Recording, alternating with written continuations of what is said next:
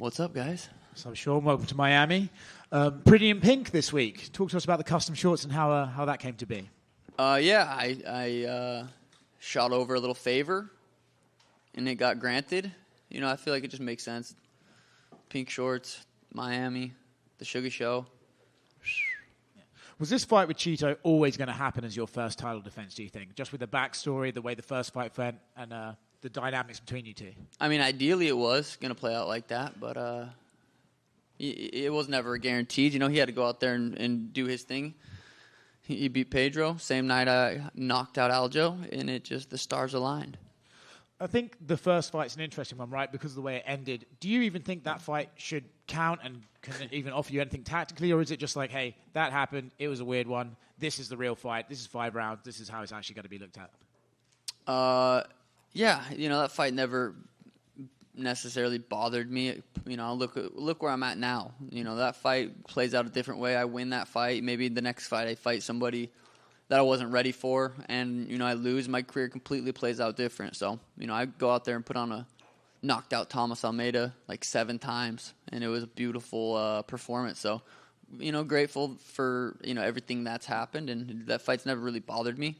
But I am excited to, you know, go out there and do what I was about to do in that first fight. You obviously shone out against Aljamain, got the highlight reel KO. They put it online for free for everyone to watch. Do you sort of anticipate you can do something similar here against Cheeto with his style? I mean, I think I could do that to anybody. But every time I get in there, that's not necessarily like, all right, I got to find the knockout. I'm just going in there to win. And, you know, that just happens a lot. Outside of your own sport, there's a guy called Ryan Garcia calling you out. He's also saying a lot of pretty wacky stuff online. I'm not sure what exactly is going on with him. What do you make of his recent Twitter fingers and his attitude towards you? I mean, cocaine's a hell of a drug. I think he's on drugs and he's acting a fool. I feel bad for him more than anything, you know. I know you want this superstar route, right? And there's the MMA boxing crossover always comes up when it talks about superstars in MMA, but for a boxer to actually come to MMA, that would be a new look at that. Does that interest you, or do you think he's kind of just talking a little bit out of character and probably won't be meaning what he says? Cocaine's a hell of a drug. That will never happen. And if it does, I'm here for it.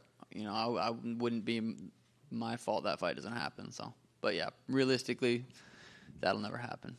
Sean, right here. Obviously, a lot of the narrative since your last fight, especially in Cheeto's fights, is, you know, Cheeto starts slow. He's, you know, it takes him a while to get going, and then he gets these late stoppages or anything like that. Do you agree with that assessment, or when you're watching Cheeto fight, is there just something different about him? Like, is he collecting data, as they say?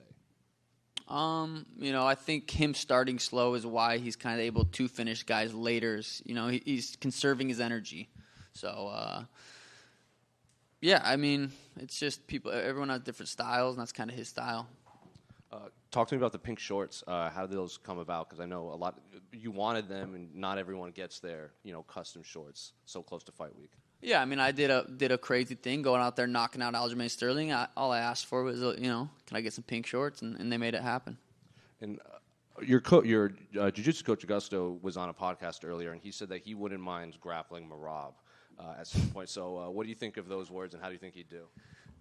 I think Merab would last a couple minutes, maybe. Tanquinho would sub him fairly quickly.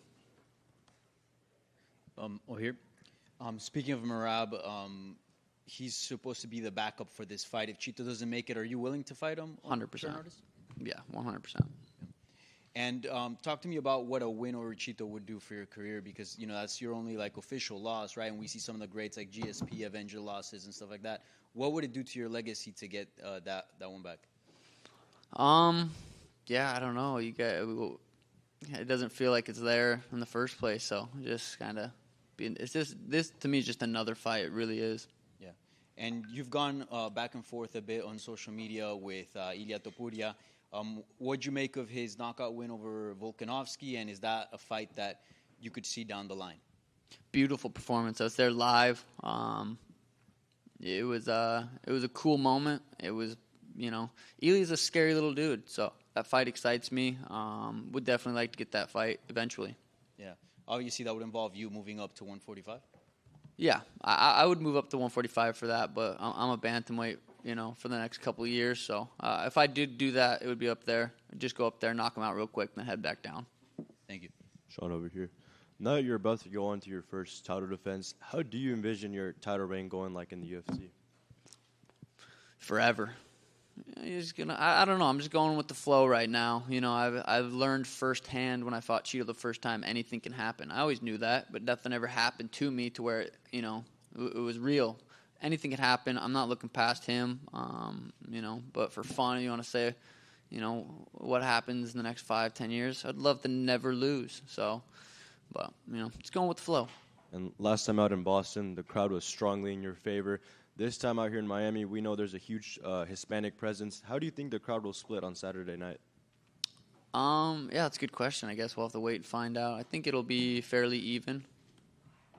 And do you see a world where you and Cheeto become friends after all this is settled?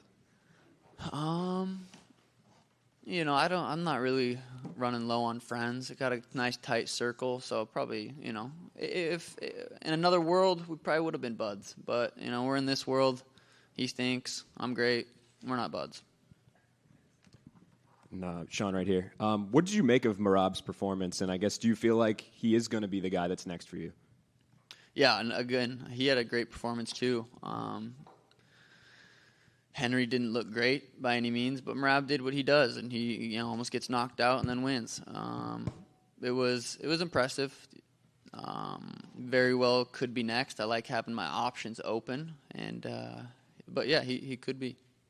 I think a lot of people think he might be one of the more difficult stylistic matchups for you in the division. Do you agree with that, or do you think maybe you don't get enough credit in the grappling department? I thought Aljamain Sterling was the hardest matchup for me in the division and put his lights out in 2 rounds. I think Merab's definitely up there as everybody in the top 10 is a challenge. No one's an easy fight. Cheeto's not an easy fight. So, yeah, Merab's a tough fight. Cheeto's a tough fight. Elia's a tough fight. They're all tough fights. Hi, Sean, over here. Usually when fighters refer to each other during fight week, they leave the trash talk behind. And with that said, will you share with us your honest opinion about Cheeto? Yeah, we talked in the DMs a little bit on Instagram. Have you guys had him up here yet? Ask him what we talked about. See what he says. Do you care to share a prediction for the fight? Sleep in this man. Here. Sean, you usually don't recognize Cheeto's style and level. However, what got your attention in the fighting he had with Rob Hunt and Dominic Cruz, what do you think you have to take care in your second fight against Cheeto? I think I understood that. Yeah, he gets, Rob was kind of piecing him up. Cheeto was landing the bigger shots and doing way more damage. Dominic Cruz was piecing him up until he got kicked in the lips. So, he's durable. He's very, very tough. He's never been dropped. He's never been subbed. He's never been knocked out. So, I take that away from those fights. He's just very tough. If Cheeto wins you this Saturday in the Casella Center, would you recognize the 2-0? The what? The syrup? 2-0? Oh, 2-0. No, if he were to beat me, he would have beat me once. And that's simple. Thank you. Sean over here, greetings from Ecuador. A lot of people in my country hate you because you put our color, our flag's color in your hair last time. Would you do it again? No, that was karma. That's why my fucking nerve got kicked. I was like, God damn it! I knew I shouldn't have done that. So, no, Okay. and yeah. So another question. It seems like you are watching just in the future. You are talking about Ryan Garcia. You're talking about Ilia Topuria, but you haven't won this fight yet. What happens if you lose this Saturday? Then I don't get those fights. I've been saying it all week. I don't care to talk about that stuff right now. I'm focused on Cheeto. If I don't go beat Cheeto, none of those fights happen. So I'm focused on Cheeto. I understand you don't appreciate Cheeto very much, but what's the most dangerous thing about him? His durability. He's hard to put away. If you can't put him away, you better be able to go for 25 minutes. So I'm planning on a 25-minute war. Thank you so much. Sean, Will you fight Aljamain Sterling again? Likely or not likely? Very unlikely. And what were your thoughts on Henry Cejudo not retiring after a while? I mean, I don't want to kick him when he's down. He's not doing too good. He didn't look good at all. He's been this. Yeah, I don't know. I wouldn't recommend it, but yeah, it's his life to choose what he does with it. And last one from me.